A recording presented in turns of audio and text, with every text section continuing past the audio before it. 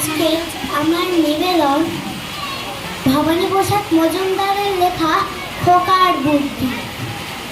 দারুণ রেগে বললে দাদা, করলি কি তুই খোকা?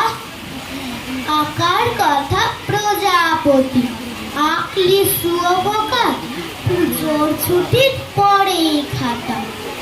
দিদি যখন জমা, স্কুলেতে স্যার কি তোকে করবে তখন ক্ষমা?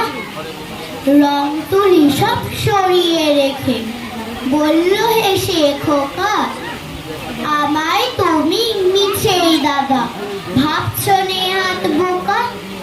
লেখা পড়ার কাজে আমি দিই না মোটেও ফাঁকি, এখনো পুজোর ছুটি 27টা দিন বাকি। ততদিনেও এটা কি আর থাকবে শুয়োপোকা? প্রজাপতি হবেই হবে, নয়তো আমি বোকা। নমস্কার। পরের প্রতিযোগী